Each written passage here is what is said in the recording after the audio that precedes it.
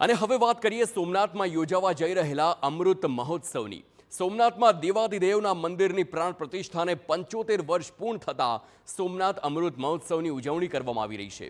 આ પ્રસંગે સમગ્ર દેવભૂમિ પ્રભાસ તીર્થ ભક્તિ, વૈદિક મંત્રોચ્ચાર અને આધ્યાત્મિક ઉર્જાથી ગુંજી ઉઠ્યું છે। સોમનાથ મંદિર પરિસરમાં છેલ્લા કેટલાક દિવસોથી યજ્ઞશાળાઓ, વૈદિક મંડપો અને પૂજન વ્યવસ્થાઓ અંતિમ સ્વરૂપ તેને આપવામાં આવી રહ્યું છે। ત્યારે આવતીકાલે વડાપ્રધાન નરેન્દ્ર મોદી પણ સોમનાથ મહાદેવના દર્શન કરી વિશેષ પૂજા અર્ચના કરશે અને આગામી થોડા દિવસો સુધી વિશ્વભરમાં સનાતન ધર્મ પ્રત્યેની અડગ શ્રદ્ધાનો ડંકો વાગશે, જેને પગલે મંદિર પરિસરમાં હાલ તૈયારીઓને આખરી ઓપ અપાઈ રહ્યો છે।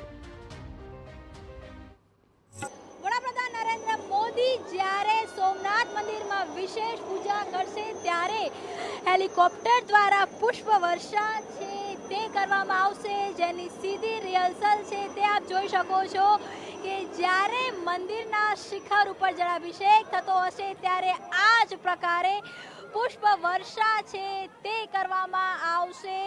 એર શો છે, એર શોનું આયોજન છે તે કરવામાં આવી રહ્યું છે। હાલાકી આજે હવાનો રૂખ અલગ છે, બાકી જે પ્રકારનું પ્લાનિંગ તેમાં શિખર ઉપર જ પુષ્પ વર્ષા થાય તે પ્રકારની તૈયારીઓ છે તે કરવામાં આવી રહી છે, જેની માટે સતત કહી શકાય કે છેલ્લા 2 દિવસથી પ્રેક્ટિસ છે તે પણ ચાલી રહી છે। ઋષિ મુનિઓને આપ જોઈ રહ્યા છો, ઋષિ કુમારોને જોઈ રહ્યા છો।